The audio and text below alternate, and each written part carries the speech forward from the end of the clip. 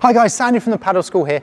In the video today, we're going to talk about a topic that many are too polite to talk about on the match court, but as a coach, I've seen this happen so often in social games and in tournaments that I feel like I'm in a good position to talk about, and that is coaching your partner on the match court. Now, this is something that almost without exception, you should not be doing during a game, and we're going to explain why in this video. Now, before I forget, please click subscribe, so it means that you're going to get all of our weekly paddle videos, and this will hopefully help you improve your game.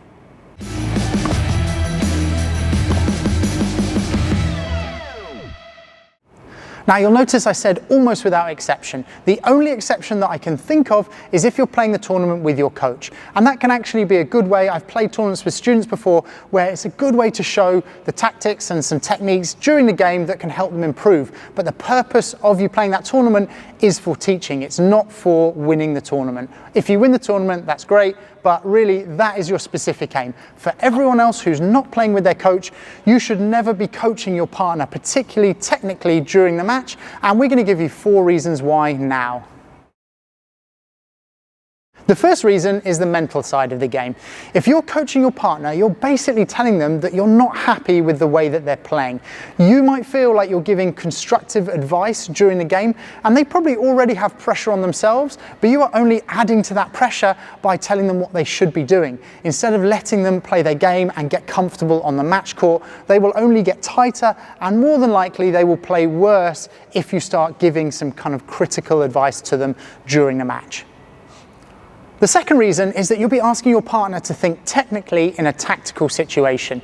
Now, if you want to win the match, which obviously you do if you're coaching them in the first place, you should really be thinking about the strategy of that match, how you as a pair can beat your opponents. As soon as you bring your technical side of the game into it and you think about shot execution or how you should be hitting the ball, then all that's going to happen is, again, you're going to be overthinking the situation here and not thinking enough about the tactical side of the game.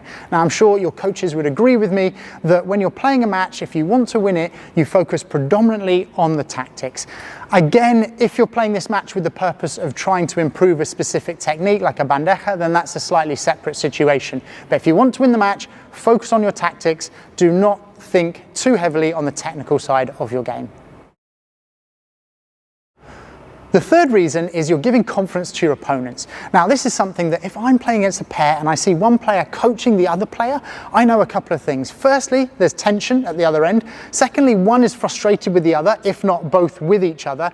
And thirdly, there's going to be pressure on the person that's getting coached. So I will make it my mission in the next few points and games to really focus on that person and try and make them more mistakes so that they get even more frustrated with each other. And that can only be good for me and my partner for winning the next few games or points. The fourth reason is that you might not be telling them accurate information. The exception, obviously, again, with the coach and the student, because that coach knows their student's game, they know how they can improve. But most of the time, if it's 2 players, and I see this a lot, particularly at the beginner level where both players are learning anyway, they're telling the other person how they should be hitting when they don't really know that well themselves. And all that's going to do is create confusion for both players because they're not really sure what they should be doing with a shot, and all you're doing is spreading misinformation. If you're in this situation, you should just try and stay positive, enjoy the game, and again, focus on the tactical side of that match.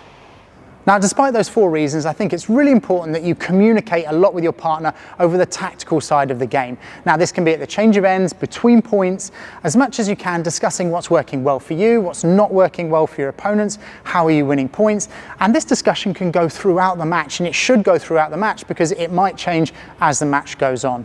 Now, I know a lot of players have experienced this either with their partner or with their friends in a recreational game, and sharing this video with them might be a subtle way of telling them that potentially they should be not coaching on the match court. Now, if you do want coaching and you want to know more about the technique, we have a great one-to-one course that I'm going to put over this side, but also I'll put down in the description below, and there we go through all the shots and you'll get a real clear idea of the progressions of those shots. But when it comes to the match court, try and keep it tactical.